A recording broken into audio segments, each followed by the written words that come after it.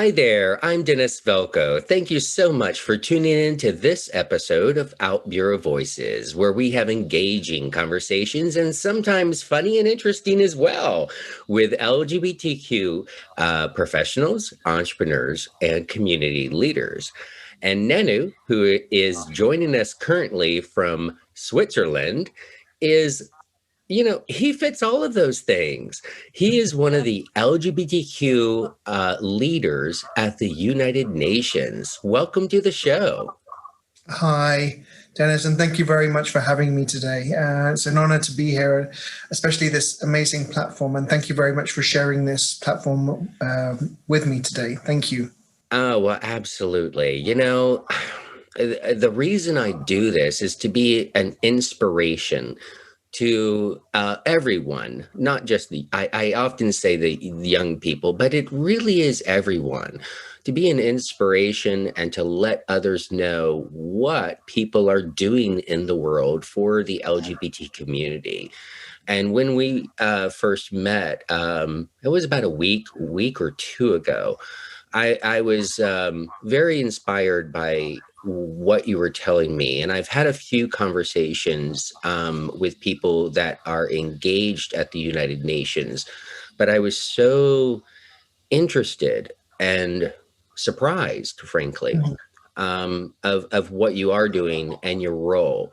So what I really like to do, Nanoo, is start off with you sharing a little bit about your kind of career journey to Sure. give those young, especially those young people coming out of college and so forth, kind of a like, oh my God, I didn't even know that could be possible.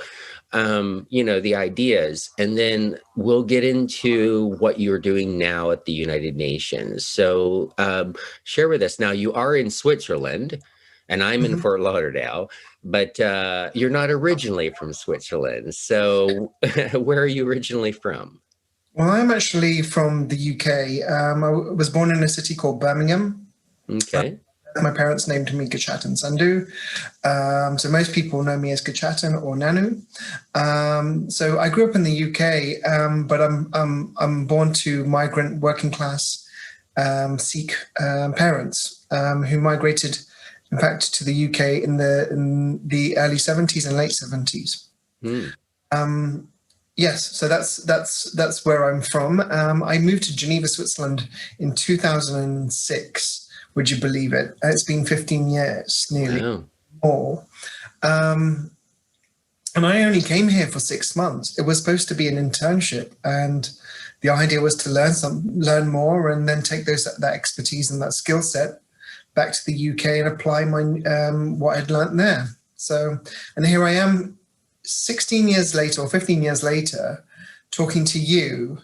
And one of the things I've even if I've said this to the Secretary General once, I've met, if someone had told me when I started working at the United Nations that I would be sitting here talking to you or addressing you on this topic, I would have said you were lying. I would have never imagined myself in this position and talking to you today as well. So my journey has been one of self-discovery and learning, and I've been very, very privileged to have this sort of platform. Oh, well, I appreciate it. And there's a couple things I'll probably get to asking you later, already based on what you've said. Um, but so you've been working for the UN for a while, and so share about your role and what you're doing. It's quite fascinating. So I, in fact, work at one of the UN specialized agencies. So the UN is made up of very different funds and programs, and it also includes specialized agencies. I work in one of those specialized agencies called the International Labour Organization. And within the International Labour Organization, I work for the branch called the Fundamental Principles and Rights at Work branch. Now, in the past, I was working on one of the four principles, which was on child labour. So the progressive for the progressive elimination of child labour across the world. But now, surprisingly, because of my work on UN Globe, which I'll come to, I'm now working on non-discrimination and equal pay for work of equal value. But it wasn't my work on child labour that brought me into non-discrimination. It was in fact my work on UN Globe that brought me into working on non-discrimination. What is UN Globe? Well, UN Globe stands for United Nations Gay, Lesbian or Bisexual Employees. And it is the group or association representing LGBTIQ plus personnel across the United Nations system. I am lucky and privileged to be serving and honoured to be serving as its president currently. I'm also the coordinator for our Geneva chapter and the chapter for the ILO. But more importantly, I serve as the president of the executive board of UN Globe. And what is UN Globe? I mean, for us, it's the group that is championing championing a more inclusive, equitable, and diverse United Nations workplace for all people, in particular LGBTIQ plus personnel and dependents. We talk about personnel because we cover all different types of contractual modalities. We cover staff, we cover young officers, we cover consultants and interns, and especially those who are on very precarious forms or very on short-term types of contracts. Because, as you may know, most LGBTIQ plus people are found in the most precarious forms of work. So yeah, that's my role. So I'm quite fortunate that my day job and my gay job is kind of line up. That's cute. Your day job and gay job. So yes, that's what I do. So very, very lucky. In terms of my day job, I particularly focus, or I'm one of these sort of leading specialists in the ILO on LGBTIQ plus people and their rights at work. Very cool. And very, the word pervasive comes to mind, meaning just that, again, 70 some organizations and the United Nations, which is everywhere. And I've talked with several international companies, and they had to do extensive work to, like in their HR system, to be able to allow employees to put, preferred pronouns, their true name versus their legal name and so forth.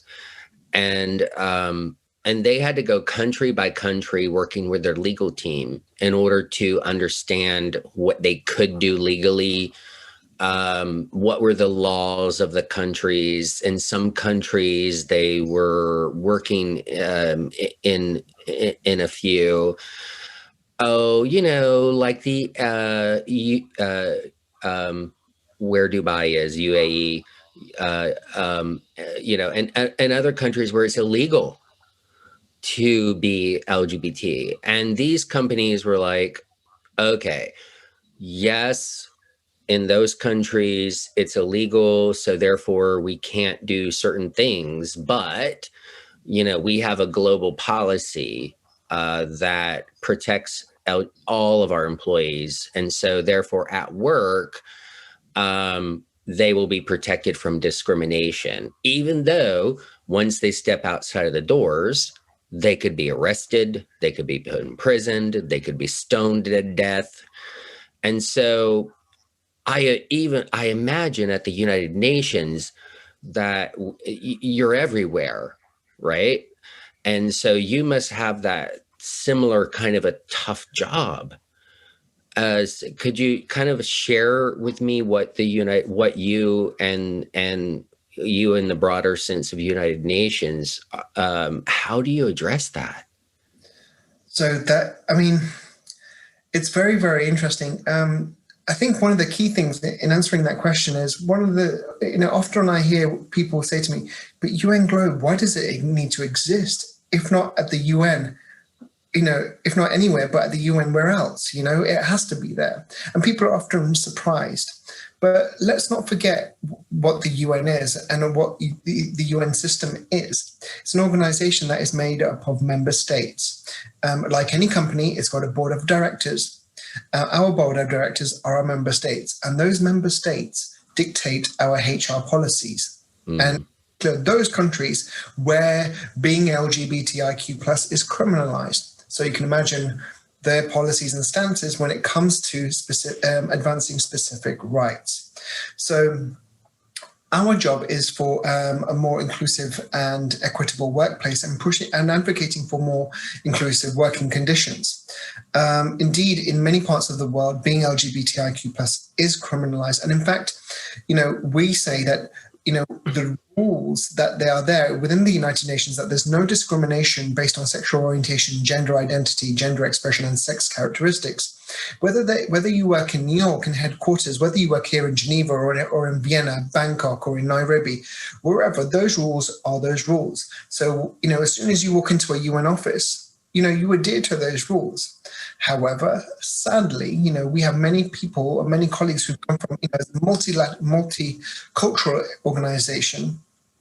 We have colleagues coming from all corners of the world, who come from many parts of the world, or in fact many cultures, or have been brought up to think that being LGBTIQ plus is wrong, or they think that they have never met an LGBTIQ plus person. So our job is to change the conversations around sexual orientation, gender identity, gender expression, and sex characteristics. It's a very sort of taboo topic, and we're there to change that and provide a safe ground or a safe framework to have those conversations. So, and then going back to your point about those company, about, moving from one duty station or one location to another location, we have the very same challenges indeed. How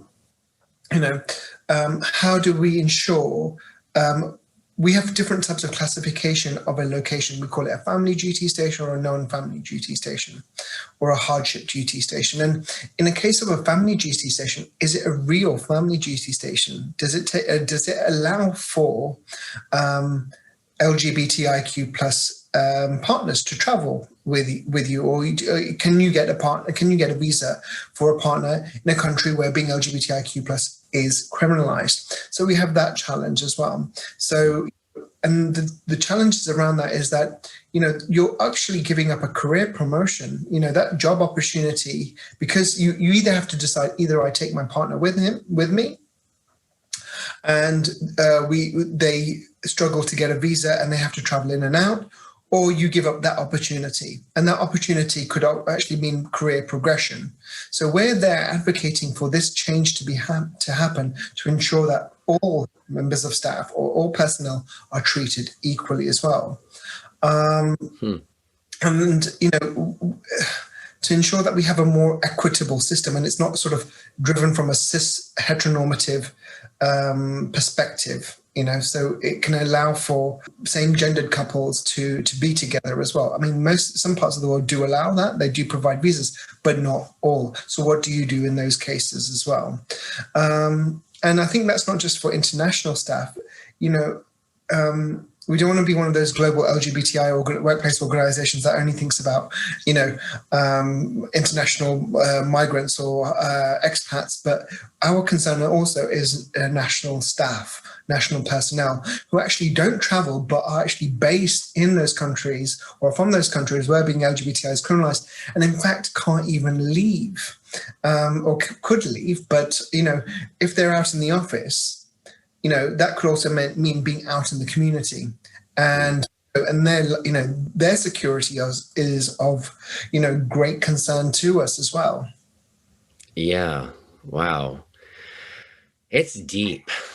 I seriously, it's a very challenging situation.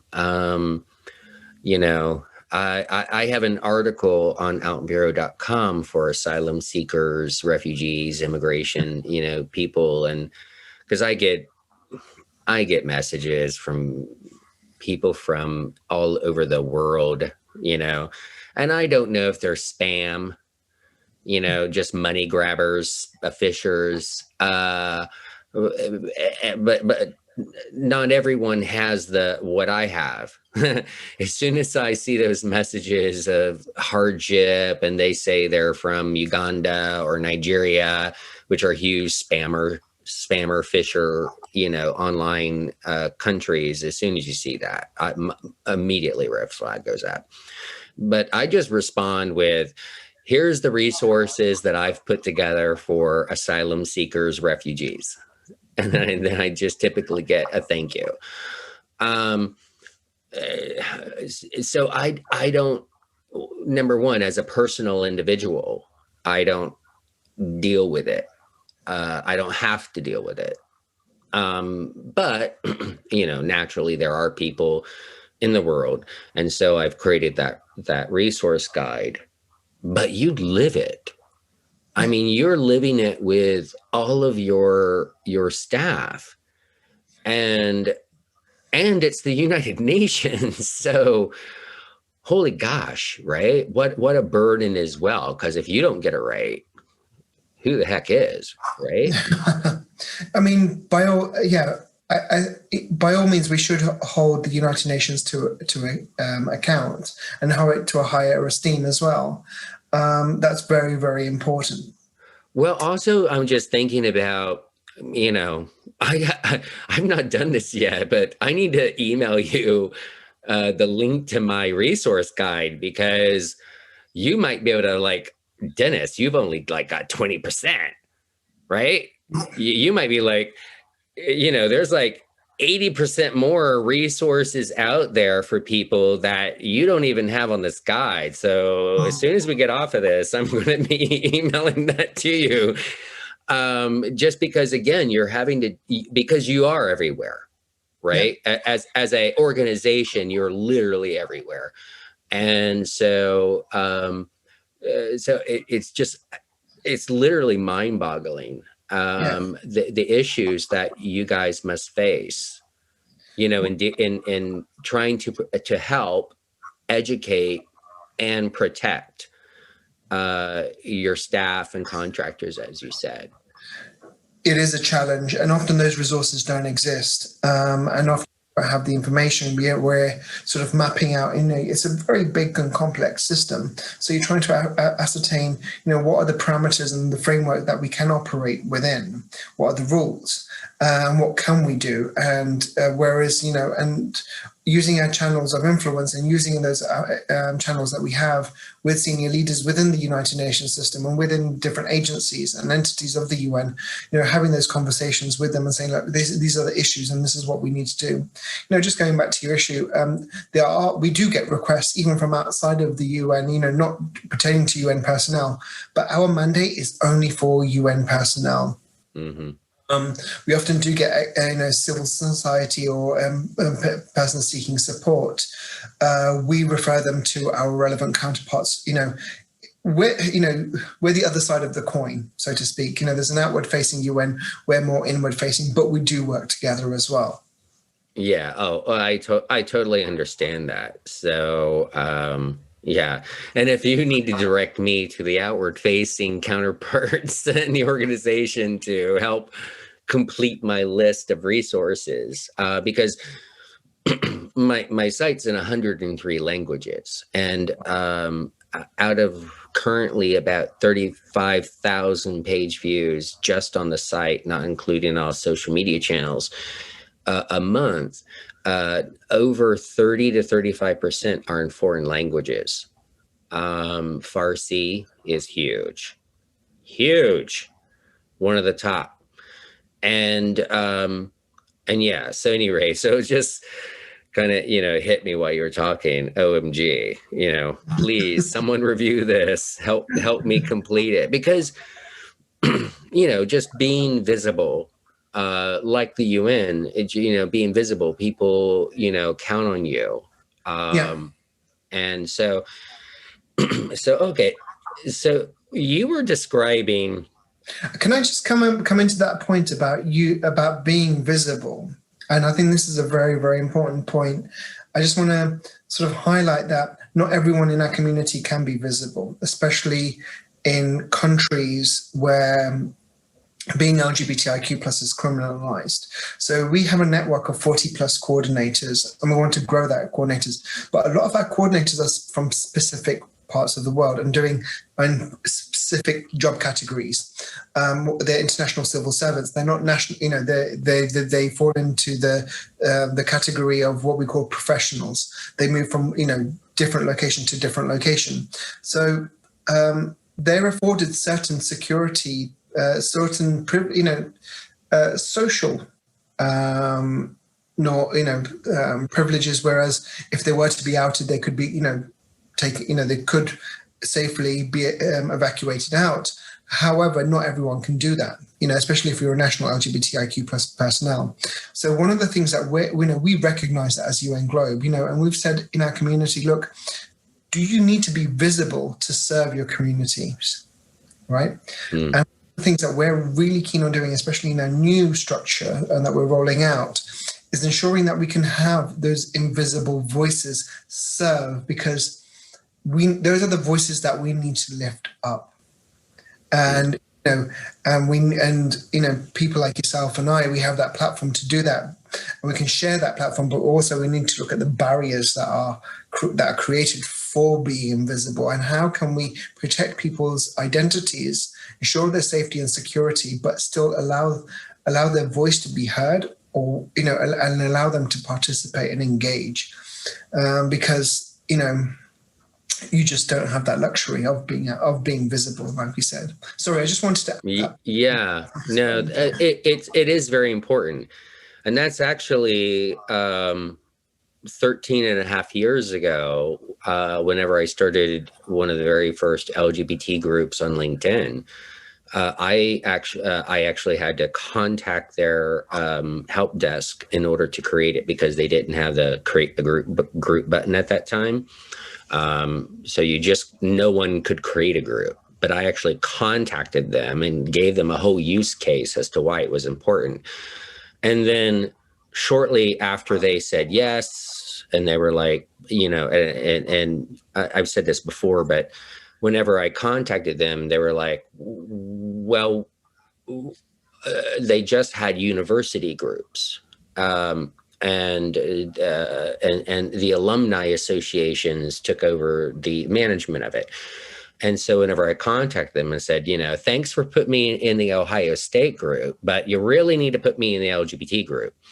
And they said, oh, well, it doesn't, we don't know who to go to manage it, because the LGBT community is so, there's lots, it's huge, but there's lots of siloed organizations. And whenever I saw that back, I said, well, if you would create the group, I gave them literally a page and a half use case as to why it was so important to be visible on LinkedIn. Mm-hmm. And then they came back and said, oh, well, we don't know who to go to moderate and administer the group. And I responded back and said, well, if you will create it, I'll volunteer to do that. And shortly thereafter, I realized, not everyone's out on, currently a recent study showed that only 46% or so, 46 or 48% of people are even out today at work. I mean, even in the UK and Germany and US and Canada and Australia, right? Only 46 to 48% of people are out at work. And so one of the very first features that I pushed hard for was the ability to hide any group from your public profile, realizing that you could participate, but you don't want it on your profile. So it's very similar. And that's also why on OutBüro.com, which is a professional and entrepreneur LGBTQ website, is you don't have to use your real name. You can use a fake name, you can use a profile name, you could be called Pretty Kitty 72. And because our community still, even here in the middle of 2021,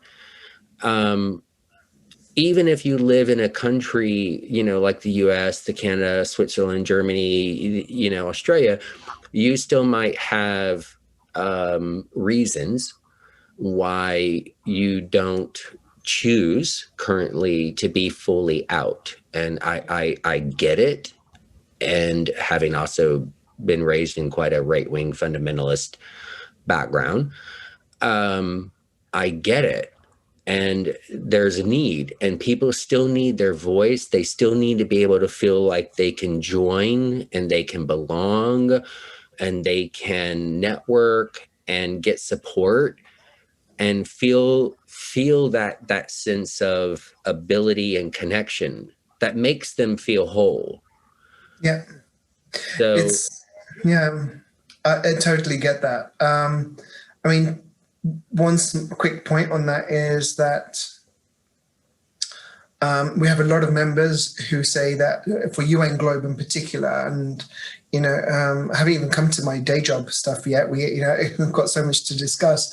In terms of the members UN Globe, they often write to us say, look, well, if I give you my work email, my employer may be checking, and this is in the UN. So we even have people who are scared to even be out in the UN, and that actually goes back to 2 points. One, the ILO conducted an internal survey, and we found that within the ILO, whilst that only 32% of LGBTIQ plus people have disclosed their identities and shared their sexual orientation, gender identity, gender expression with colleagues, right?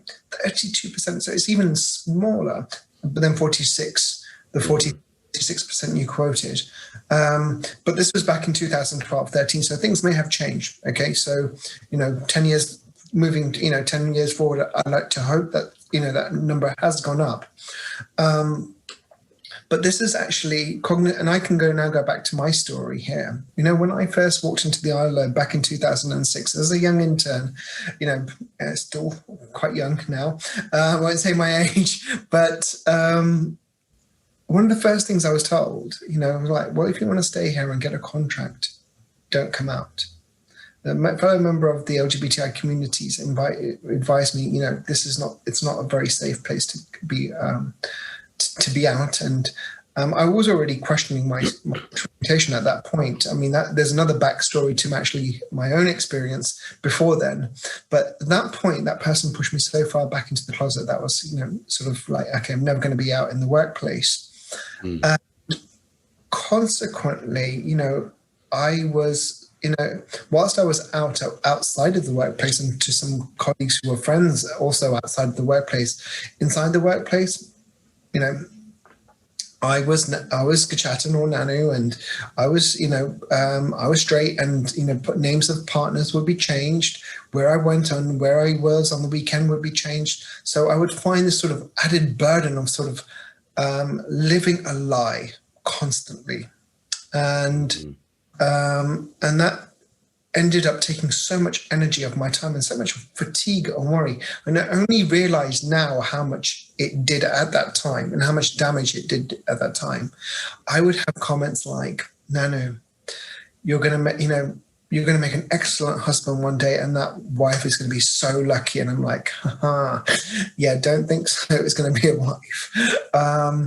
And even traveling to countries where being LGBTIQ plus is criminalized, that I would have questions like, oh, why are you, young man like you should be married now, you should be having a family, you're meeting senior government officials and you're talking to constituents or to high officials. And this is something that, you finish the work and you would go to dinner together, still, sort of working in a workplace environment or setting, and you'd be asked these questions, and I just feel so uncomfortable answering them. And I remember back in 2013, my then partner at the time said, "You're not okay with being gay?" And I was like, "Yes, I am.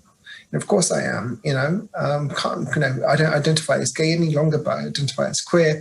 But at the time, this was said to me, and I got all defensive because I also come from a culture, whilst I sound British, I have a second culture of being Indian, Punjabi. And we're really sort of, well, I'm a man and I can do this kind of, I don't need anyone to help me. Was that kind of mentality, I can sort this out myself, or brush it under the carpet, it will go away, kind of thing. It didn't go away. Mm-hmm. And at that point, I did end up seeking help because I chose to, and sought out a counselor or a psychologist to go through the workings of my, why I was not out, and why I still had this sort of internalized homophobia. I mean, because even, and yeah, so there's another point I want to talk about, even internalized misogyny, I had this sort of, even though I was out in the gay scene, I had this sort of, that I had shamedly, I look back at shamedly and say, yeah, I had that sort of, no femme, no mask for mask sort of mentality. And that, I realized how much damaging I was doing to myself. It's only when I, sought out that sort of counseling that I realized, hang on, this is not, started sort of unpicking those pieces and unlearning those toxic behaviors that came into my own. And in 2013, I came out of work. I told my boss, who was super supportive. And in 2014, became part of UN Globe because I felt, well, I don't want anyone else to go through this as well.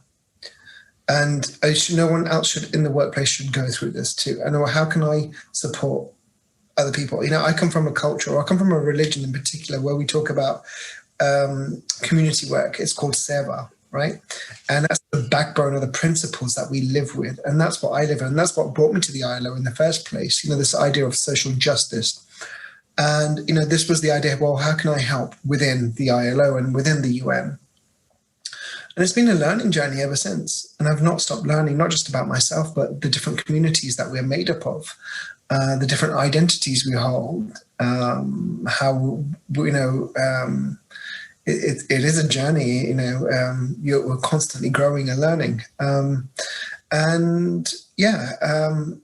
it's important for someone like me, especially of color, of faith, of diaspora background, to be visible if I can, and to help others. And to inspire others as well, because that's got to be a legacy we leave behind. I once had a leader. I won't say where, and they said, well, I don't believe in legacy. And I was like, well, wow, you must be so privileged to not believe in legacy. What? I can't do that. I've got to, I'm trying to open this door so a title of my community, of the different communities I hold and represent, can come through that door. So we've got to have legacy, and that's so important for us as well. So that's the cost of being visible as well. So I'm very lucky to do that. I know not everyone can do that, and I recognize that. And my one goal is, learning how we can help those voices get up. I know I keep on saying it, but it's so important to me. What a position, what an opportunity that you have working in the United Nations and being able to help others and affect change. So let's talk a little bit about, I was very intrigued when we were first in our first conversation, when you were describing UN Globe. Because it's, and just to key you on what I'm talking about, is it's not like your typical employee resource group that whenever I'm talking to other people, other organizations, I can say an employee resource group and boof, we know what we're talking about. So share with us a little bit about the dynamics of the UN Globe. So, when we are recognized within the UN system, and we have different coordinators as well. We have because we have different entities and agencies. We have different coordinators that are our focal points within those entities, because the HR rules of that entity are governed by the culture or the mandate of that organization. So you have organizations that are doing humanitarian work, and therefore they have different HR rules and practices and procedures to an organization, to one where I work, like the ILO, which is more of a standard setting programmatic organization. So, but so that's just sort of, the operational side, when we've got an executive board. Now, UN Globe, we often get lumped in an employee resource group. And I'm like, one, we're not an employee resource group. Resources you pay for. We are doing this pro bono, and we're doing this voluntarily, So, this is not beyond a resource group. This is, pro bono work. So employee, pro bono group, if you want to call it. So we'll work on this in addition to our day jobs. in addition to our official responsibilities that we have. That's number one. And number two, unlike most employee resource groups, they're management-led. We are actually personal-led. We are led by staff or by personnel for personnel. Okay, we used to say staff, but for personnel by personnel, and in that sense that we are not there to validate our organizations in terms of the LGBTIQ plus work. We are there to hold them accountable for their work on LGBTIQ plus issues internally. And we're there to ensure, we're the sort of, we're that place between employee resource groups and a trade union. We're right in the middle of there. What we actually do is we bring our staff unions and staff unions or staff councils or trade unions from within the UN, and we bring our HR directors from the different organizations within the UN together to discuss the issues that LGBTIQ plus personnel face. So we have that sort of convening power on those as well.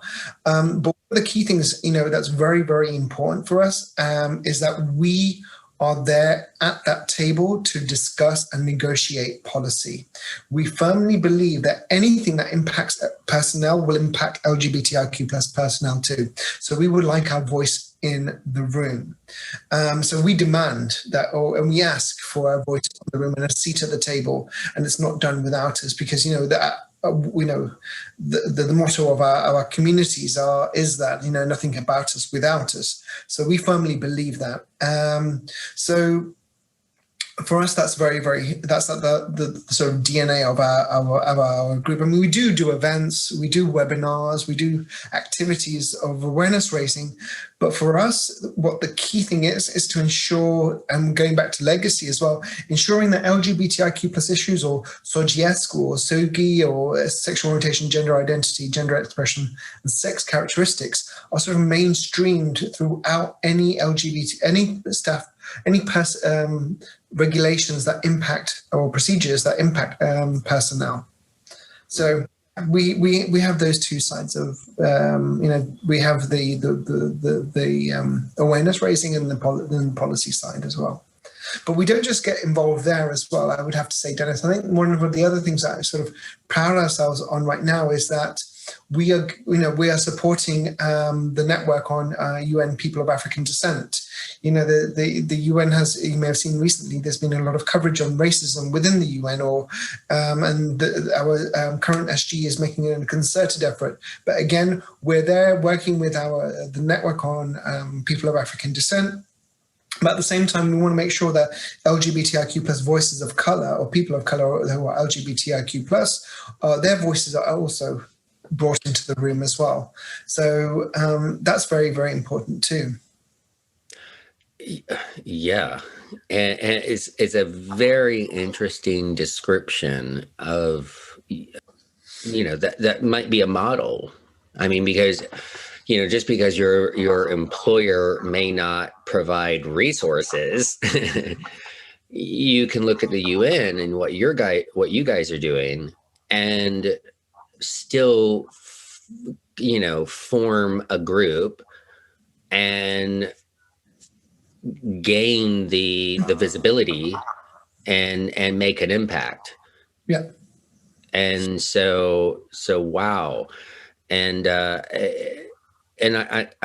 I love how you are injecting yourself into as many things as possible. So it's very important what you're doing, because also the more that you do and your organization does at the United Nations, the more visibility that you are giving to all the member nations, and therefore can have influence and impact on those nations, creating change, like the horrible crap that's going on in Hungary right now and Poland.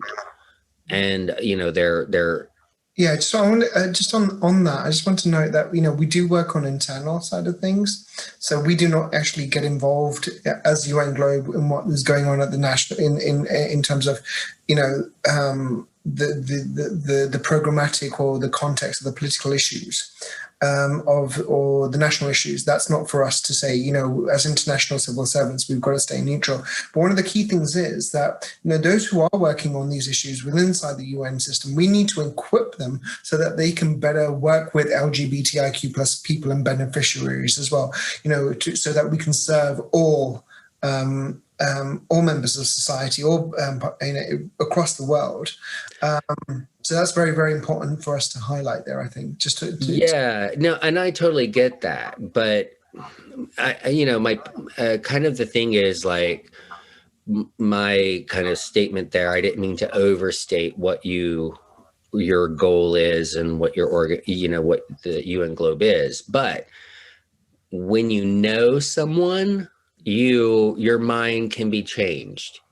Yeah. And so even on the internal workings, just working with internal personnel, if you have staff who happen to identify as LGBTQ and work in some capacity with members of staff from those countries, and they see that, oh, no, I have to engage with them in a respectful, blah, blah, blah manner, and then they get to know them, that could change minds.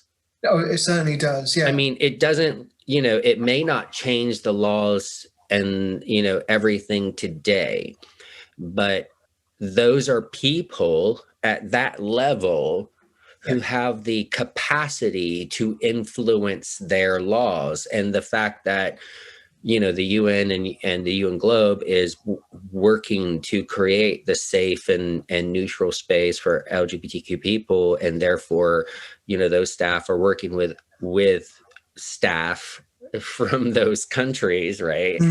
That's where my mind goes. Yeah. So, I mean, it's a trickle down thing. And, again, it may not be immediate, but, it has impact. It really does.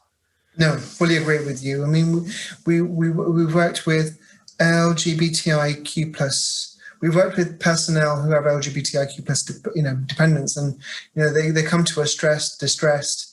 Oh, help! My child. I don't know what's going on with my child, or what can you do? And there's something wrong with them. We sort of go through that and you see the process and then you see that change. It really, from a place of hurt to a place of acceptance. And, it's from misgendering someone to, using their correct pronouns and using their correct, recognize their actual gender identity. It's quite impressive to see that and to see that impact. Very cool. Yeah. Well, I know we're coming up on our scheduled time. I'm willing to go as long as possible or whatever we need. But, have we not talked about something that was, that you would like to share? Well, I think I need to come back and talk to you about some of the work that the ILO is doing on LGBTI rights at work as well, specifically on how the ILO, what we've done or what we have done or we are doing on LGBTIQ plus worker rights around the world. But I think that could be another session, don't you? I think that, well, I'm happy to have you back. I would invite everyone to look at www.unglobe.org and sign up to a mailing list or and find out what we're doing within the UN system as well. Happy to, and those members who may be even listening, who didn't even, who work in the UN, and those people who are listening who work in the UN didn't even know that UN Globes existed, sign up, join our membership, support your colleagues.